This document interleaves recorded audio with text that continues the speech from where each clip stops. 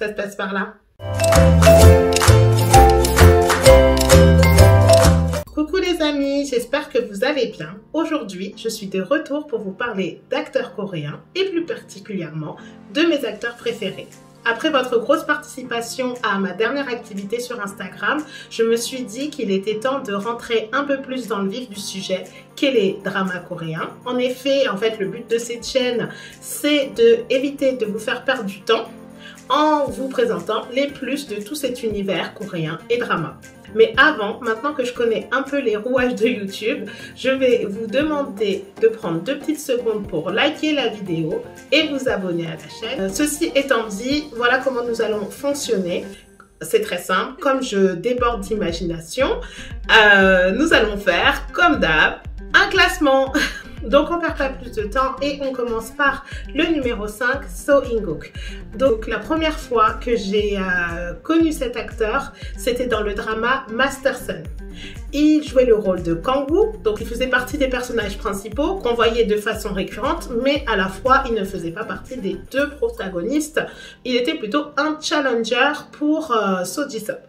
Et donc du coup, il avait le rôle d'agent de sécurité qui était là donc du coup pour protéger donc le centre commercial. Et à la fois, ce qui était marrant dans ce rôle, c'est qu'il devait être fort et rassurant, mais à la fois il avait une couleur bleue des fantômes, ce qui lui donnait un côté attachant et comique à la fois. Le drama où j'ai préféré So In-guk, c'était dans Hello Monster ou Remember You. Donc il jouait le rôle de Lee Hyun, un consultant pour la police qui a dédié sa vie à attraper celui qui a brisé sa famille. C'est-à-dire qui a tué son père et enlevé son frère. Donc, dans ce rôle, il va avoir une posture habituelle, très sérieuse, mais toujours en gardant de temps en temps des petits côtés comiques. Ce drama me fait penser un petit peu à The Mentalist. Je ne sais pas s'ils se sont inspirés de cette série, mais clairement, c'est plus ou moins la même trame. Pourquoi j'aime du coup So In-guk, c'est grâce à la posture qu'il prend. Il a toujours un côté mystérieux dans les rôles qu'il joue, malgré qu'il soit complètement divers. Il peut jouer quelqu'un d'un peu asocial, il peut jouer quelqu'un d'un peu enfantin ou un homme super sérieux, mais il va toujours avoir en fait cette posture qui va faire que tu n'arrives pas à cerner le personnage et le personnage t'intrigue et du coup le drama t'as envie de rester pour voir ce qui va se passer dans la suite parce que le personnage tu sais pas sur quel pied danser avec lui. Et donc du coup, c'est pour ça qu'il fait partie de mon top 5. Pour conclure, vous aurez la chance de voir So In-guk dans un drama qui s'appelle Doom at Your Service, que je compte le regarder évidemment. On continue et on passe au numéro 4 qui est Kim Soo-yeon. Donc la première fois que j'ai vu Kim Soo-yeon, c'était dans Dream High 1. Il jouait le rôle de Sam-dong, un campagnard qui était tombé fou amoureux de Yemi et du coup qui a décidé de la suivre dans une école d'art qui s'appelle Kirin. Et dans cette école d'art, on va avoir la chance de voir le talent pour la musique de Sam-dong éclore et il aura peut-être cette opportunité de devenir une idole. Le rôle où j'ai préféré Kim Soo-yeon, c'est de Moon That Embraces the Sun. Il joue le rôle de Lee Won, le roi de Chosun, qui a la santé fragile et qui est perturbé par l'arrivée d'une chamane au palais qui lui fait en fait rappeler sa première femme décédée quand ils étaient enfants. Le fait que j'apprécie cet acteur, hormis sa grande beauté, c'est qu'il a un visage très expressif et communicatif. On rit avec lui, on pleure avec lui, on est heureux avec lui. Du coup, il sait très bien transmettre les émotions et ça, c'est génial parce qu'on s'attache très vite au personnage et au drama grâce à ce talent. Et nous aurons la chance de retrouver Kim Soo-yeon en novembre 2021 dans le drama That Night avec Cha Sun-won, qui est un remake de la série Criminal Justice. Donc patientez encore un peu. Bon, on poursuit pour le numéro 3 qui est Park Seo-joon. La première fois que j'ai vu Park Seo-joon, c'était dans le drama Dream High 2. Il formait un duo comique avec le chanteur Kim Ji-soo, tous deux étant amoureux de Yorin. Donc un rôle vraiment sans grande importance, mais à la fois il avait attiré mon attention grâce à sa prestance à l'écran et je pense que c'est une qualité indéniable pour un acteur. Le drama où j'ai préféré Park Seo-joon, c'est What's Happened with Kim Bi-so, mais je vous ai déjà parlé de ce drama dans ma vidéo les K-dramas selon moi, donc je vous invite à aller la voir, je vais vous mettre le lien en description.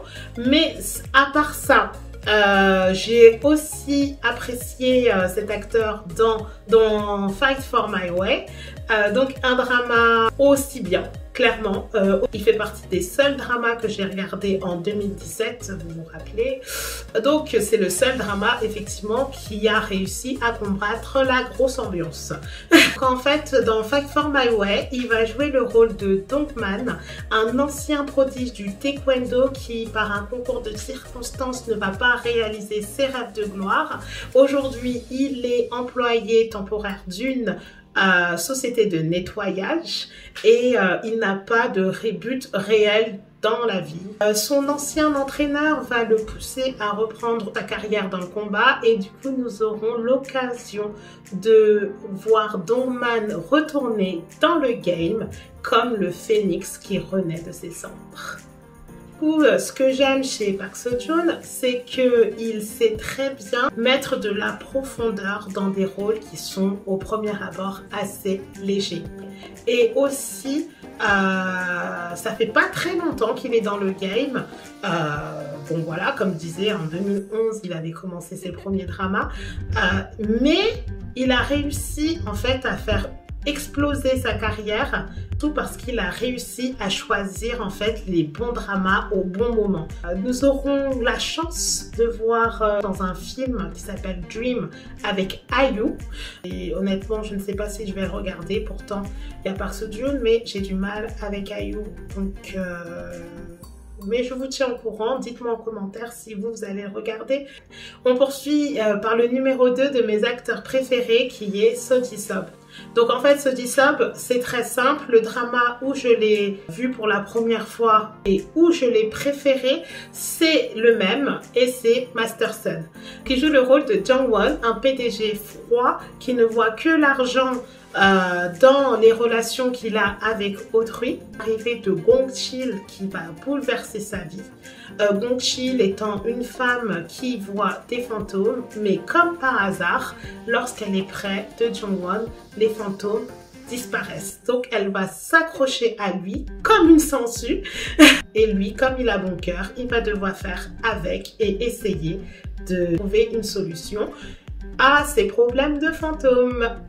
Du coup maintenant pourquoi j'aime Seo Ji-sub, c'est parce que dans ses rôles où il a l'habitude de jouer des personnages assez froids, il arrive toujours à ajouter un petit côté comique et beaucoup de chaleur dans la personnalité des personnages. Du coup il fait un peu nounours parce que c'est un homme, il a quand même 43 ans, il a une bonne posture, mais à côté de ça, il reste super adorable.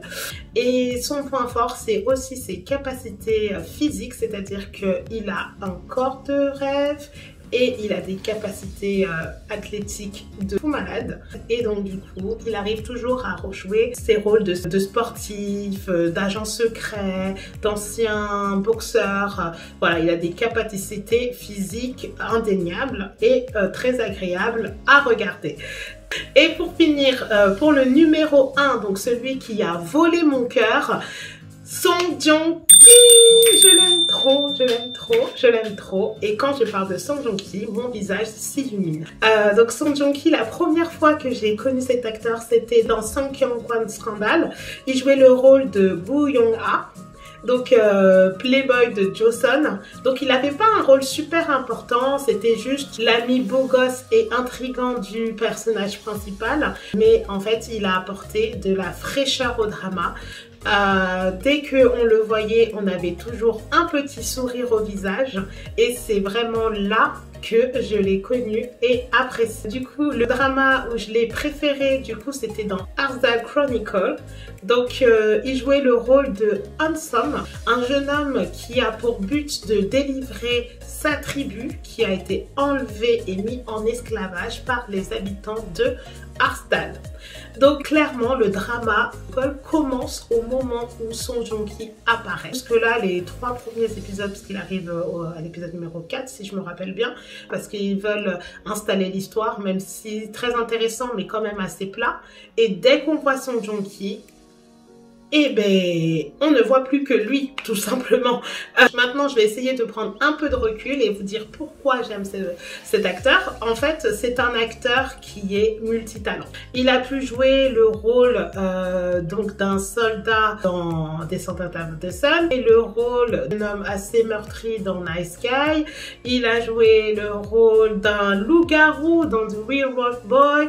Et j'ai dit que j'allais prendre du recul. Donc, ce que j'aime, c'est que c'est un acteur à multifacettes.